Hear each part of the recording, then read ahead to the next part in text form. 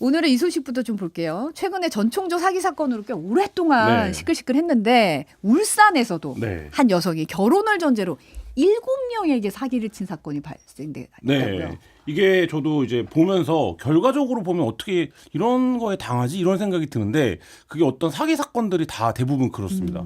그러니까 이 사건도 마찬가지인데 40대 여성 A씨가 피의자예요. 이 이제 경찰이 사기 혐의로 이 검찰에 송치하면서 알려진 사건인데 지난 6년 동안 이제 결혼 중매 어플리케이션에서 7명을 만나서 교제를 했는데 이 사람들한테 본인이 뭐 부유층의 자제다. 뭐 갤러리 관장이다. 뭐 사회적으로 명망이 있고 굉장히 돈이 많은 사람처럼 행세를 하면서 이제 교제를 시작하고 30억 원 가량을 갈취한 이런 사건입니다. 굉장히 부지런하신 분이네요. 네.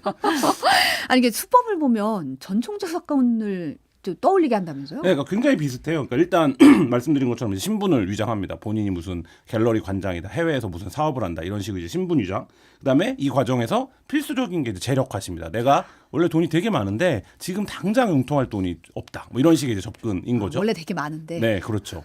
그리고 이 전총조 사기에서도 굉장히 등장하는 건데 요새 SNS가 발달하면서 이게 오히려 더 위력을 과시하는 것 같은데 1인 다역을 하는 겁니다. 그러니까 여러 개, 그러니까 예를 들면 우리가 무슨 카카오톡을 하는데 카카오톡을 하고 있잖아요, 내가. 그런데 이제 어머니예요, 뭐 장모님이라고 해요, 아니면 뭐 다른 사람이에요. 이러면 철석같이 나는 믿을 수밖에 없잖아요. 근데 그게 생각해 보면 되게 쉬운 수법인 거죠, 사실. 그 새로운 계정을 만들어서 그 사람인 척 온라인에서 행세를 하면 되는 거니까 뭐 이런 건데 이 사람은 약간 사건에서의 패턴이 뭐냐면 이제 이 결혼 중매 앱이니까 네. 누군가를 만나고 싶어하는 열망이 굉장히 강한 사람들일 거잖아요. 그렇죠. 네. 그러니까 여행을 갑니다. 해외 여행을 가자고 해요. 아. 그래서 처음에는 자기가 돈을 다 내고 굉장히 이제 고급스럽게 여행을 하는 거예요. 그러면 상대방이 믿게 되죠. 아, 이 사람이 되게 돈이 많은가 보다. 이런 재력 과시를 여행을 통해서 하는군요. 그렇죠. 그리고 나서 이후에 계속 여러 대, 그러니까 후에 밝혀진 거지만 휴대전화를 사용하면서 앞서 말씀드린 것처럼 뭔가 사업하는 사람 행세도 하고, 뭐 어머니 행세도 하고, 뭐 이런 식으로 이제 접근을 하고, 뭐 자기의 뭐 변호사가 있다든지, 뭐 이런 부분들을 하는 걸 보면 이제 전총조 씨가 남현 씨에게 접근했던 방식이랑 굉장히 유사한데 이거는 뭐 제가 모든 사기 사건을 알고 있는 건 아니지만 사기 사건에서 좀 반복적으로 그러니까 유사하게 나타나는 어떤 패턴입니다. 그러니까 1인 다역을 하고 실제 존재하지 않는 사람 행세를 한다든지 뭐 어떤 무언가 재력이 있는 것처럼 과시를 한다든지 이런 거는 좀 약간 패턴인데 전형적으로 여기에 지금 이제 너무 많은 피해자가 발생한 사건이죠. 근데 남자친구 7명이 모두 다 속았다는 거잖아요. 네, 한 명도 몰랐다고요. 그러니까 한 명이 뒤늦게 안 거예요. 그래서 신고를 한 거예요. 그래서 이제 체포가 됐는데 나머지 이제 6명은 경찰이 연락한 다음에 자기가 이제 속았다는 걸 알고 굉장히 좀 연락한 뒤에야 네, 깨달은 경찰이 거예요? 이런 사람을 알고 있냐, 이런 사람한테 금전적인 피해를 당한 게 없냐 이렇게 연락을 갔겠죠. 왜냐하면 이제 휴대폰이나 이런 거를 다 이제 수사를 했을 테니까. 뭐 근데 그 규모가 금전적 피해 규모가 적게는 5천만 원, 그리고 수억 원, 그리고 가장 많은 사람은 11억이라고 해요. 11억 원이요. 네, 이 사람은 이제 50대 남성인데 네. 지금 극단적인 선택을 한 것으로 알려져 있는데. 대기업에 다니다가 이제 한번 결혼에 실패를 하고 다시 이제 재혼을 하기 위해서 이 앱에 가입을 했고 2년 넘게 교제를 했는데 본인이 빚을 내서 계속 이제 돈을 줬던 이런 상황이라고 합니다. 보니까 모든 분들이 경제적 여유가 많았던 것도 아니더라고요. 그러니까 그 부분이 굉장히 좀 안타까운데요. 지금 피해자의 아들이 인터뷰가 나왔는데 너무 금액적인 부분이 지금 크다, 부담해야 되는 부분이 이게 이제 뭐 퇴직금 이런 것도 다 썼고 융통할 수 있는 모든 돈을 다 이제 아마 쓴 것 같고 빚을 지면서까지 그 여자를 이제 도와줬기 때문에 근데 이게 이제 사기 패턴인데 그렇게 돈을 다 해서 내가 더 이상 돈을 소위 말해서 뽑아낼 수 없겠다라고 하면 이제 말하자면 연락이 슬슬 안 되기 시작하는 거죠. 뭐 이런 상황인데 이렇게 되면 대부분의 사기 피해자들은 어떤 상황에 빠지냐면 경제적으로 내가 이미 손해를 봤다가 아니라 정신적인 어떤 공황 상태에 빠지게 되는 겁니다. 그렇기 때문에 굉장히 더 집착하게 되고 왜 이렇게 되는 거죠. 그러니까 뭔가 심적으로도 굉장히 피폐해지는 이런 과정들이 반복이 됐고 이 과정에서도 이 이제 여성이 뭐 회장님이랑 누구 같이 있었다. 뭐 며칠 어디 뭐 해외를 다녀왔다. 뭐 사업 때문에 그랬다. 그러다가 또 나타나서는 너무 힘들다. 내가 지금 사채를 끌어쓴 게 있어서 그러니까 좀 돈을 해달라. 이런 식의 패턴이 좀 반복됐던. 좀 정신이 없게 만드는 거예요. 그렇죠. 어떻게 보면. 그러니까 이게 혼을 쏙 빼놓는 결국엔 금전적인 이득을 취하기 위해서는 마음을 지배하고 조종해야 되는 단계로 가야 되기 때문에 사실 이제 그런 제3자가 보기에는 어떻게 저럴 수가 있지라고 하는데 이제 마음을 뺏기는 거죠. 그러니까 마음을 뺏겼기 때문에 사실 이제 그런 일이 가능했고 뭐 이 피해자의 아들에 따르면 뭐 자기가 사채업자한테 쫓기고 있어서 4억이 지금 당장 필요하다. 아, 사채업자한테 쫓기고 뭐 생명의 있다. 위협을 느낀다. 뭐 이런 얘기를 했다는 거예요.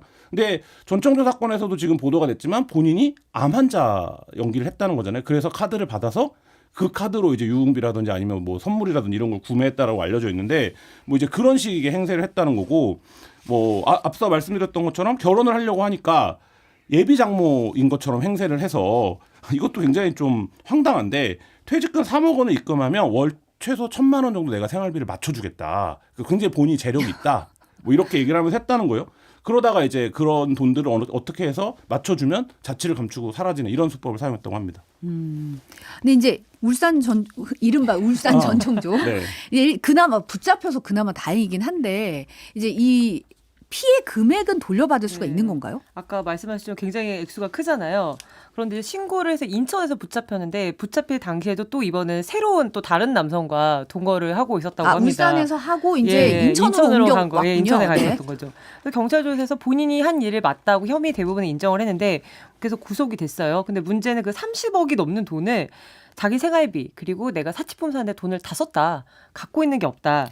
이렇게 되면은 사실 이걸 지금 뭐 억지로 갖고 올 수 있는 방법이 없거든요. 네. 또 전청조 씨랑 비슷한 게 뭐 이게 돌려줄 돈이 없다는 거고 또 자기는 굉장히 어려운 환경에서 컸다. 사실은 재력가가 아니기 때문에 가진 재산이 없다. 뭐 이렇게 진술을 하고 있는데 그 신빙성은 일단 좀 조사를 해서 살펴봐야 될 것 같고 피해자들을 이제 당연히 민형사상 고소를 할 예정인데 아까 말씀하신 것처럼 지금 이 피해자들도 서로 몰랐다가 알게 된 상황이기 때문에 경찰이 이제 추가 피해자가 더 있는지 이런 가능성도 열어놓고 좀 수사를 하고 있습니다. 행복합시다님이 머리야 이러셨어요. 네.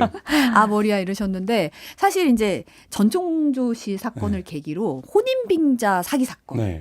이게 생각보다 많다. 많아요. 이거를 네. 이제 사람들이 깨닫고 이러는데 최근 수사 상황은 어때요? 지금 이번 주에만 고소 사건이 6건이 늘었다 그래요. 그래서 17건에 지금 고소 고발이 되어 있는 상황이고 경찰이 뭐 확인한 사기 피해액만 지금 26억, 뭐 30억 이렇게 이제 얘기가 나오고 있는 상황인데 이제 점점 사건들이 고소 고발 건수가 늘어나면서 피해자들이 어떻게 주장을 하기 시작했냐면 남현희 씨를 보고 투자를 했다는 사람들도 많고 네. 예를 들면 투자 권유를 받은 이후에 남현희 씨가를 만났기 때문에 했다. 이게 왜냐면 대부분 이제 펜싱 관련 사업이거나 펜싱 교육 사업이거나 아니면 외국에 학교를 설립하는 사기거나 뭐 이런 것들이거든요. 그래서 이 부분에서 이제 경찰이 남 씨를 피의자로 입건해서 조사를 하고 있고 뭐 출금했다라는 보도도 나왔고요. 그래서 이 부분에서 이제 그 앞서 얘기한 것처럼 내가 사기를 당한 건가? 이거를 여전히도 의심하거나 모르는 사람들이 있을 수 있거든요. 그러니까 이제 그런 사람들까지 나오면 피해 규모가 더 이제 커질 수 있고요. 좀 뭐 논란이 됐었던 뭐 고가의 벤틀리 차량이라든지 명품백 이런 것들이 지금 경찰에 압수되어 있는 상태입니다. 시크한 매버릭님이 사람 마음 가지고 장난을 친다라고 얘기를 하고 캔디님은 이래서 결혼을 못하겠다. 안 한다. 못한 게 아니다. 네. 라고 얘기를 하셨고 이사님이 사기꾼 얼굴과 이름을 알려줘야 사기를 안 당하는데 뭐 이런 얘기 하셨고 라이언님은 심리 조정이 먼저고 그다음이 금전이겠죠라고 했는데 네. 이 말이 맞는 것 같아요. 근데 사실 이제 우리 주변에 이런 사기 범죄가 생각보다 굉장히 많은 것 같아요. 네, 맞습니다. 우리나라에서 이루어지는 고소 중에 부동의 1위가 사기예요. 그러니까 부동의 내가 1위가? 사기당했다. 뭐 이거죠. 그러니까 수사 중인 사건도 사기 사건이 제일 많아요. 그러니까 뭐 일산 경찰서에 가보면 경찰들이 보통 한 4-5건은 들고 있을 정도로 그러니까 1인당 이런 정도로 이제 사기 사건이 많고 뭐 범죄 통계를 살펴봐도 단일 범죄 중에 가장 많은 범죄가 사기입니다. 그러니까 한국에서 나 사기 당한 것 같아. 이거 완전 사기지. 뭐 이런 표현 일상적으로 많이 쓰잖아요. 그러니까 한국 사람들은 뭐 내가 믿을 수 없는 상황이 되거나 아니면 나의 어떤 뭐 그 신념 체계를 벗어나는 일이 벌어지면 다 사기라고 이제 관용적으로 표현할 정도로 이제 사기라고 이제 생각하는 비율이 높은데 그래서 그런지 어쨌든 굉장히 많고 그러다 보니까 어떤 일이 벌어지냐면 아까 이제 경찰들이 들고 있다고 하는데 경찰들이 갖고 있는 장기 사건 중에도 사기 사건이 굉장히 많습니다. 그러니까 신고만 받고 고소나 들어오면 접수만 받고 애써 잡으러 다니진 않는 뭐 이런 이제 범죄이기도 하고 그러니까 기소율도 굉장히 낮아요. 25.46%고요. 전체 고소 사건 중에 한 37% 정도가 사기 사건이니까 한 3건 중에 1건이 사기 사건인데 이 사기 사건 중에 기소까지 이어지는 사건은 전체의 4분의 1밖에 안 되는 뭐 이런 상황이고요. 그래서 뭐 범죄학에서는 한국에서 사기 사건이 제3범죄의 제왕이다 이런 표현을 쓸 정도로 제3범죄의 제왕이다. 네네. 굉장히 좀 많은데 앞서 이제 조재환 기자도 얘기했지만 이 문제가 뭐냐면 사기 피해자가 사기를 친 사람을 잡았어요. 그러면 구제를 받을 수 있어야 되는데 그렇죠. 액수를 돌려받을 수 있어야 그렇죠. 되죠. 이 가능성이 굉장히 낮습니다. 그러니까 왜냐하면 뭐 이 사기꾼들은 사기로 이미 잡혔을 정도의 시간이 흐르면 그 돈을 다 썼을 탕진했을 가능성이 굉장히 높기 때문에 물론 그렇게 되면 이제 형량에 가중은 됩니다만 피해자가 원하는 건 그 사람이 많은 형량을 받는 것도 있겠지만 이제 구제를 받는 건데 그 가능성이 굉장히 낮다라는 거. 그리고 이제 그거를 받으려면 또 피해자가 직접 민사소송을 제기를 해서 그 부분에 어떤 재산을 은닉하고 있는 상황이나 이런 거를 입증해내야 되는 구조. 네. 이것도 좀 굉장히 좀 불합리한 구조라고 생각이 들고요. 이 사기꾼이 파산 신청을 할 수 있어요. 파산 신청을 할 수 있어요. 네. 불법행위에 대한 채권은 면책 대상은 아닌데 재산이 없다라는 걸 내가 공인받는 거잖아요. 그런 상태면 더더욱 이제 돌려받을 길이 없어지는 뭐 이런 상태가 되고요. 그래서 중요한 건 처음부터 사기당하지 그냥 않는 건데 사실 이게 이제 점점 범죄자의 수법들이 교묘해지기 때문에 그냥 좀 어려운 일입니다. 아름다운 독도님이 사기 당해본 1인으로서 사기는 치려고 맘먹는 사람한테는 안 당하기 어렵다라고 네. 말씀하셨는데 어떻게 보면 수사 기간까지 안 가는 사기 사건도 굉장히 굉장히 많아요. 많죠. 네, 맞습니다. 그때도 전에도 이제 아는 사람한테 당한다고 얘기를 했었잖아요. 신뢰가 바탕이 되는 범죄다. 그리고 이게 수사기관에 가더라도 기소율이 이렇게 낮은 이유가 내가 그 당시에 돈을 빌릴 때는 어떻게 해서든지 갚으려고 했어요. 진심으로 그렇게 했어요라고 하면 고의가 입증이 안 되기 때문에 이 사람이 나쁜 의도로 이렇게 돈을 빼돌리려고 했다. 이걸 입증하기 굉장히 힘듭니다. 그게 돼야지 이제 고의가 인정이 되고 그다음 기소를 할 수가 있는데 그게 굉장히 어려운 거죠. 그때 당시에는 내가 정말 돈이 있었고 갚으려고 했다. 그럼 그게 아니라는 걸 입증을 해야 되잖아요. 지금 저 경우도 많고 제가 취재했던 경우 중에 제일 안타까운 경우는 뭐냐면 사기를 친 사람이 투자받았다고 주장하는 거예요. 근데 계약서가 있습니다. 그러니까 실제로? 네. 왜냐하면 이 사람 입장에서는 빌려주거나 한 건데 이 형식적으로는 투자인 거예요. 그러니까 투자는 말하자면 책임을 지는 거잖아요. 민사상의 책임을 같이 지는 거잖아요. 손해를 감수하고 그렇죠. 하는 거죠. 하는 거니까. 네. 그러니까 그런 경우들에서 이게 다수가 되면 입증이 되는데 사기라는 게 사실 뭐 소수일 경우에는 나 투자받은 건데 이래버리면 이 사기를 당한 사람만 정말 진짜 미치고 펄쩍 뛰는 이런 상황들에 처한 사건 굉장히 안타까운 사건들 많이 있습니다. 그리고 결혼 전제로 하면 일단 로맨스가 있기 때문에 로맨스 스캠도 그렇지만 그때 줄 때는 뭐 내가 좋아하는 여성이 아프다고 하고 돈이 없다고 하니까 이거는 사채업자가 막 왔다 네, 그러고. 다 갖다 줄 수 있지만 이제 이게 진심이 아니라는 거 알고 나니까 돌려받아야 되는데 이제 그때부터 사기가 되는 거죠. 사실 당시에는 뭐 다 퍼주고 싶은 마음이었겠지만 근데 어떻게 보면 사기죄의 형량이라든지 이런 네, 부분에 네. 있어서 좀 문제가 좀 상기돼야 될 필요가 있는 것 같아요. 이 부분 앞으로 좀 더 지켜보도록 하겠습니다. 이번엔 조재현 기자가 준비한 사건 사고 소식 한번 볼까요? 네네. 가습기 살균제 사태. 네. 최근에 대법원이 이제 살균제 제조 판매사가 직접 소비자에게 배상해야 한다. 처음으로 확정 판결을 했습니다. 네. 상당히 시간이 많이 걸렸는데 네. 어떤 내용이었는지 내용 한번 정리를 좀 해볼까요? 예, 워낙 또 오래되기도 했으니까요. 다 알고 계시겠지만 이제 이 사태를 거슬러 올라가면 2011년입니다. 이때 갑자기 영유아 아니면 임산부 이런 사람들이 원인 불명의 폐가 손상된 일을 질환을 앓는 사례가 막 나타난 거예요. 네. 그래서 보건당국이 조사를 해봤더니 1994년부터 시중에 한참 이제 판매가 됐던 가습기 살균제가 원인으로 밝혀졌던 내용입니다. 그때 당시 뉴스 영상을 잠깐 보시면 더 이해가 좋을 것 같은데요. 한번. 네. 올봄 서울의 한 대학병원에만 알 수 없는 이유로 폐가 딱딱하게 굳어 입원한 환자가 16명. 출산 전후의 산모가 8명이었는데 이 중 4명이 사망했습니다. 질병관리본부는 이 질환의 원인이 가습기 살균제일 수 있다고 밝혔습니다. 폐 손상 환자 18명을 조사했더니 가습기 살균제를 사용했을 경우 그렇지 않은 경우에 비해 폐 손상이 일어날 확률이 47배나 높았다는 겁니다. 보통 가습기를 사용하고 나서 한 3개월 내지 4개월 정도 시간이 흐른 다음에 발병하는 것으로 그렇게 보입니다. 실제 가습기를 사용하지 않는 6월 이후에는 환자가 발생하지 않았고 MBC 취재 결과로도 올해 발생한 폐 손상 환자 16명 중 10명이 옥시, 세퓨, 롯데마트의 가습기 살균제를 사용한 것으로 확인됐습니다. 습살주긴 하지만 그런 곰팡이나 이런 세균들이 많이 이제 있다고 해서 세정제를 청소할 때만 쓴 게 아니고 이제 물 갈 때마다 청소할 때만 쓴 게 아니고 물 갈 때마다 넣었다는 그 말이 네네. 너무 마음이 아픈 말인 것 네. 같아요. 네. 지금 복귀를 네, 해보면 뒤늦게 알게 뒤늦게 되는 거죠. 알면. 예. 그러니까 이게 이 뉴스 다 나왔을 때 우리 집에도 이거 있는데 다 이런 있었죠. 굉장히- 저희 집에도 있었어요. 네, 있었죠. 제가 게을러서 안 썼는데 사놓고 게을러서 안 썼는데 저의 게으름이 이렇게 고마울 때가 없더라고요. 그러니까 이거를 쓰신 분들은 그만큼 영유아 임신부가 나오는 이유는 집에 아이들이 있고 그러니까 임신부가 있으니까 가습기가 원래 세균이 많이 생기잖아요. 맞아요. 이걸 깨끗하게 하기 위해서 부지런히 이렇게 하셨던 분들인데 이런 피해를 이제 입게 되면서 어떤 최악의 환경 참사, 뭐 사회적 재난이라고 했었는데 이게 2011년에 이렇게 밝혀지고 2014년도에 정부가 공식 피해 판정을 내렸고요. 2017년에 특별법이 국회를 통과했습니다. 그러니까 사실 막 2, 3년씩 걸려가지고 이게 이 과정도 되게 쉽지가 않았고요. 네. 또 이 형사 사건이 재판에 갔을 때 결과가 엇갈립니다. 가습기 살균제마다 좀 성분이 달라요. 네. 그래서 PHMG, PGH 이런 게 들어간 게 이제 옥시가 제조했던 건데 이거는 피해자들의 사망과 인과관계 인정이 됐습니다. 이 성분이 유해하다. 그래서 옥시 대표에게 징역 6년을 선고를 하고 이게 대법원까지 확정이 됐어요. 그런데 이제 SK케미칼이나 애경에서 제조 판매한 그 CMIT, MIT 이게 기억하실지 모르겠지만 그 아이들 물티슈에도 많이 들어갔던 맞아요. 성분이거든요. 네. 굉장히 흔한 성분입니다. 근데 이거는 인과관계가 충분히 증명되지 않았다. 그래서 여기 대표들은 2021년에서야 1심이 이제 결과가 나왔는데 무죄를 선고를 받습니다.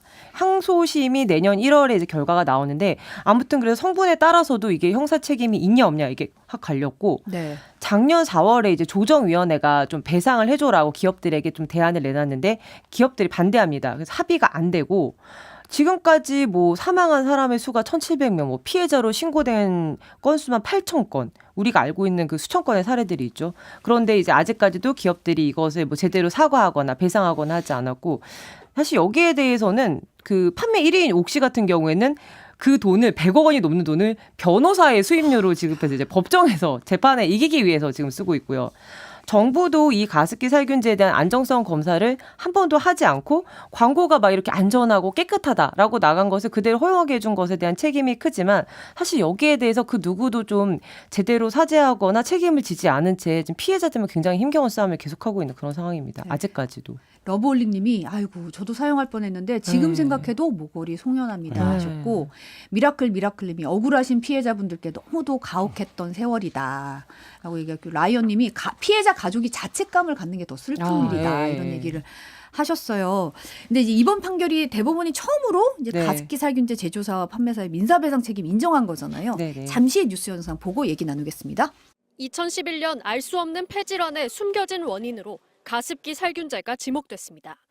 영유아부터 사망자가 속출했고 업체들은 속속 제품을 회수했습니다.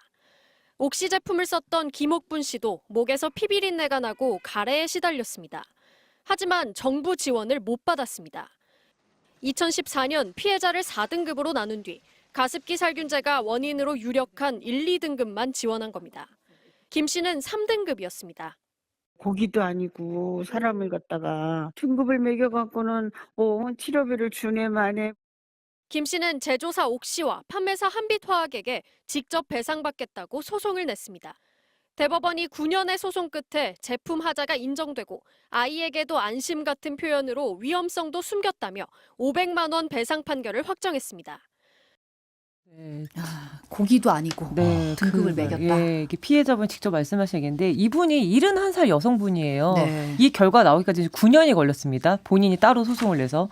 이분은 이제 2007년부터 2011년까지 4년간 옥시의 가습기 살균제를 쓰신 다음에 목에서 가래가 나고 막 피비린내가 한 거예요. 그래서 간질성 폐질환 진단을 받았는데 이때 조사를 했을 때 등급을 매길 때 3등급 판정을 받으신 거예요.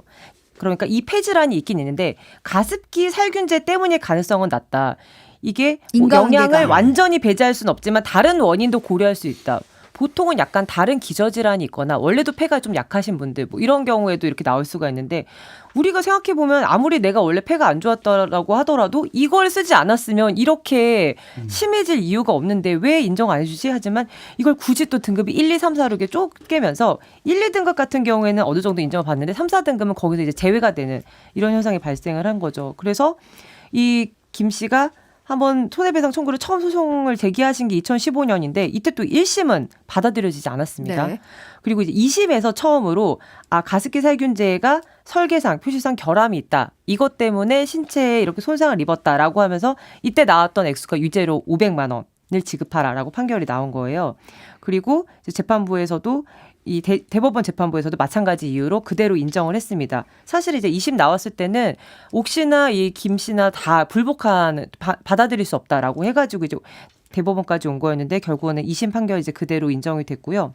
이게 아까도 보셨지만 뭐 아이에게도 안심 이런 문구가 떡하니 들어가 있었기 네. 때문에 이런 제품의 유해성을 소비자에게 제대로 알리지 않는 점이 당연히 손해배상의 책임이 있는 걸로 인정이 됐습니다. 지금 댓글에서도 지적이 김치님도 500만 원. 500 배상액이 500만 원이라니. 9년을 지금 싸우시고 폐진을 얻으셨는데. 네, 궁수렁님이 500만 원 얼굴에다 확 뿌려버리지 라고 하셨는데 블루님도 피해자들만 억울하지라고 얘기하셨는데 그러니까 500만 원이라는 부분이 많은 분들이 의문을 제기하고 있어요, 사실. 그러니까 이게 이제 위자료 성격으로 법원이 판단을 한 건데요. 그러니까 이게 청구도 처음에는 이제 치료비 간병비 포함해서 3천만 원 청구를 했다가 재판하는 과정에서 내 위자료라도 받겠다 이렇게 이제 취지를 변경한 거예요. 왜냐하면 앞에 것까지 가면 아마 인정 가능성이 더 낮다라고 법률적으로 봤던 것 같아요. 그러니까 상징적으로 어쨌든 그 배상액을 받아내겠다라는 이제 취지로 재판을 한 것 같은데 우리나라 법원이 그러니까 우리나라 양양차가 그런데 위자료가 굉장히 낮습니다. 왜 네. 다른 나라에 비해서 그래서 이제 500만 원이 된 것 같고 그러니까 이 부분에서 이제 대법원 관계자가 어떻게 얘기를 했냐면 판결하면서 이게 이제 민사소송 중에 첫 상고심 사건 판결이다. 이 사건들과 관련된 다만 여기서 이 질환의 발생 악화에 관한 인과관계 유무 판단은 사용자의 구체적인 증명에 따라 달라질 수 있다. 그러니까 뭐냐면 이번에는 배상을 인정을 하지만 이거를 판시해서 판례로 다 해주는 게 아니라 사용자가 앞으로도 그거를 인과관계를 증명해야 되는 몫이 있다라는 거를 전제한 거예요. 그러니까 네. 뭐 근데 좀 어떻게 보면 제한적인 판결이라고도 생각이 드는데 다만 이제 뭐 시민단체들이나 가습기 살균제 피해자들은 이게 이제 첫 번째 배상 책임을 인정한 판결이기 때문에 굉장히 좀 환영을 하는 입장으로 기자회견을 열었고요. 그다음에 이제 이 판결에서 보듯이 모든 피해자들에게 이 중증 폐질환과 폐암과 같은 그러니까 말하자면 다른 요인이 있을 수 있다라고 해서 인정되지 않았던 질환들에 대한 대책을 좀 제시해야 된다 이렇게 촉구를 하고 있고요. 이게 이제 손해배상과 관련해서 나온 첫 승소 판결이기 때문에 이제 연달아서 아마 소송들은 이어질 겁니다. 그러니까 네. 피해자들이 그러면 어쨌든 앞 판례가 만들어진 거기 때문에 그 부분이 이제 앞으로 어떻게 작용할지 뭐 이 부분은 이제 좀 지켜봐야 될 것 같고요. 우리나라에서 기업의 잘못에 책임을 물어서 배상을 받아내는 것들이 굉장히 좀 이례적입니다. 그러니까 앞서 얘기했지만 옥시가 정말로 뭐 어마어마한 법률 그 조력을 받고 있거든요. 뭐 이런 상황에서 개인이 그걸 이긴다는 건 사실 쉬운 일은 아닌데 그럼에도 불구하고 이제 이 판단이 낮다라는 점을 좀 주목해 볼 필요는 있고요. 다만 말씀하셨지만 이 사법적 판단이 나오는데 무려 9년의 시간이 걸렸다는 점은 좀 안타까운 점입니다. 그리고 사실은 지금도 지적하셨지만 사용자의 구체적 증명에 따라 달라질 수 있다. 네. 약간 싸한 부분이에요. 맞아요. 사실 네. 싸한 부분이에요. 왜냐하면 네. 급발진 사고에서도 저희가 얘기를 했지만 이게 왜 그렇죠. 전문가도 아닌 우리가 우리가 네. 사용자가 네. 아이에게도 안심이라는 문구를 했으면 안심할 수 없는 이유나 증명은 제조사나 그렇죠. 판매사가 져야 되는 거지. 제가 이 가습기 살균제 재판이랑 청문회 취재를 한 적이 있었는데 그때 이쪽 그 기업들 변호인단이 뭐라고 얘기했냐면 4년을 썼다는 걸 어떻게 증명할 거냐 막 이런 식으로 나와요. 근데 그러면 사용자 입장에서 내가 가습기 산 지 4년 됐는데 살 때부터 넣었었는데 근데 이거를 4년 전에도 넣었다라는 걸 증명할 방법이 사실 뭐 그런 식으로 이제 하는 과정들이 있었었는데 그러니까 이게 사용자가 입증한다는 게 상당히 사실 어려운 일입니다. 그러니까 10년 된 걸 누가 영수증을 갖고 있고 그렇죠. 누가 그 통을 갖고 네. 있겠어요. 근데 그런 게 없으니까 우리는 못 믿겠다라고 나와버리면 피해 당사자 입장에서 너무너무 답답한 거죠. 근데 사실 이제 가습기 살균제 같은 경우는 원인물을 폐질환이 어디서 나왔는지 모르는데 찾다 보니까 이게 네. 그렇죠. 나온 네. 거잖아요. 네. 그러면은 그 전에 내가 이게 무슨 피해가 있을 줄 알고 뭔가 증빙을 모아놓을 수도 없는 네. 상황인데 그렇죠.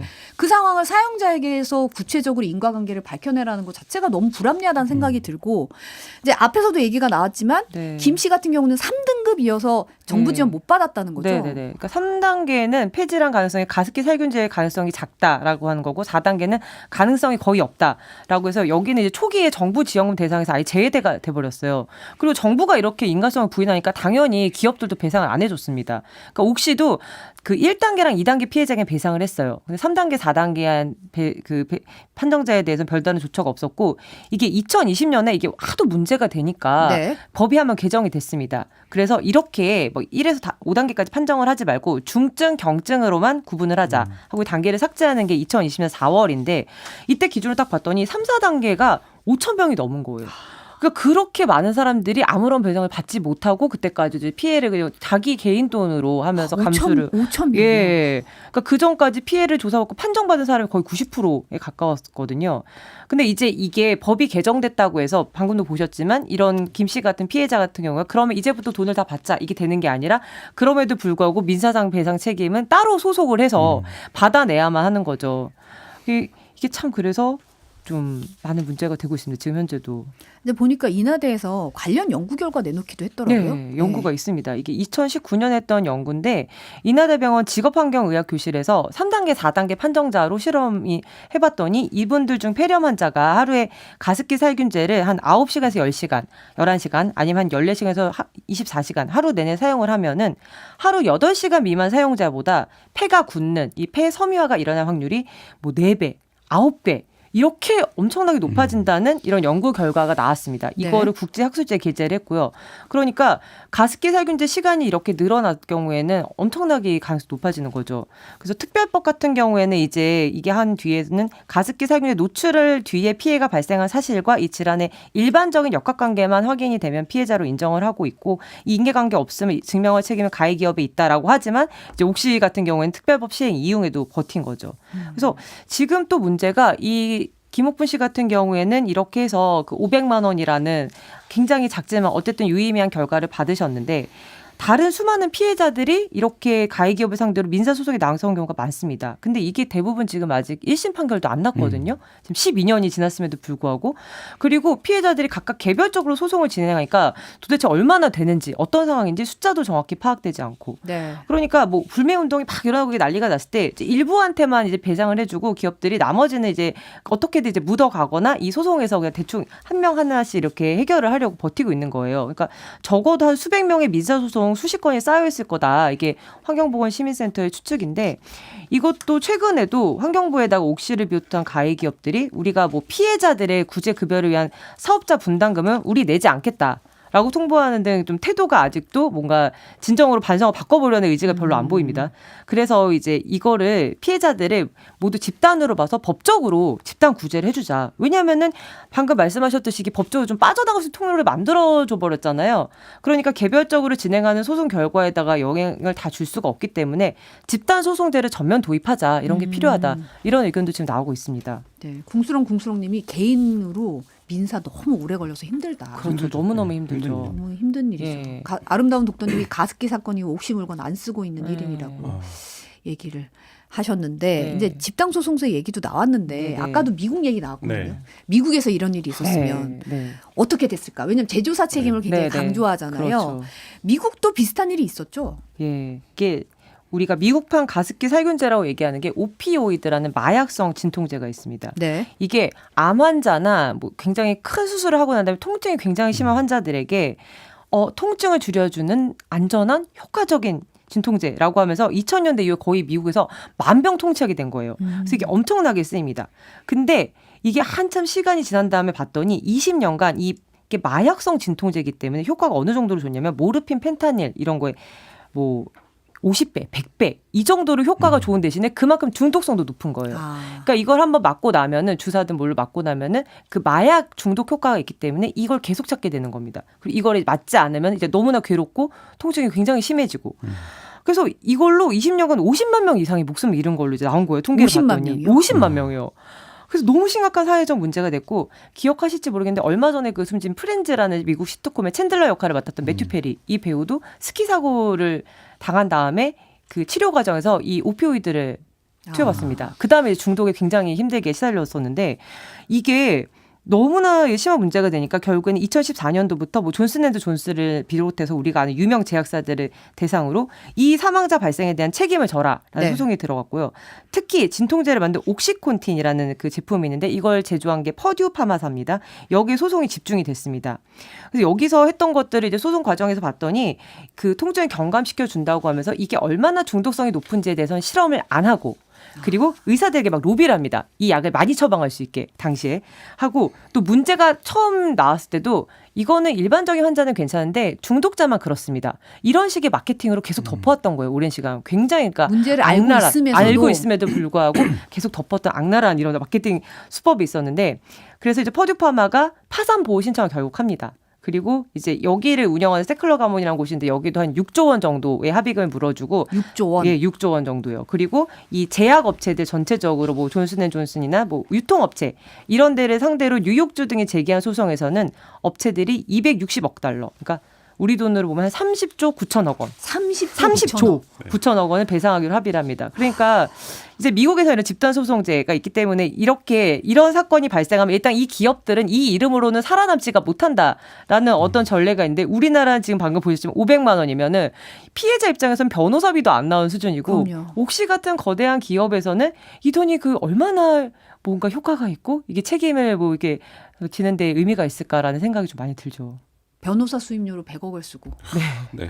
이런 본인들이 네. 했던 그런 제대로 뭔가 예. 실험도 안 하고 확인되지 않은 아이에게 안심이라는 네, 네, 네. 소비자를 우롱한 네. 이런 처사에 대해서는 제대로 책임지지 않는 거 정말 심각하네요. 뭐 앞서도 얘기했지만 이제 집단 소송제랑 뭐 징벌적 배상제 이게 이제 미국이랑 우리나라가 다른 가장 큰 체계인데 이 배상 책임이라는 게 결국엔 그 기업한테 어떤 징벌적 효과를 주기 위해서 존재하는 거잖아요. 그러니까 잘못을 인정하고, 그러니까 이제 그 부분에 걸맞은 액수로의 배상, 이게 사회적 책임, 뭐 이게 꼭 도입될 필요가 있을 것 같은데 뭐 기자들이 농담으로 많이 하는 얘기지만 분식회계 같은 거 하면 미국에서는 기업 없어지거든요. 그렇죠. 예, 근데 우리나라에서는 분식회계 한 기업들이 버젓이 여전히 하고 있으니까 뭐 이런 차원을 놓고 보면 좀 강화돼야 될 부분들이 분명히 있는 것 같습니다. 네, 오늘 여기까지 듣겠습니다. 두 분 오늘 감사합니다.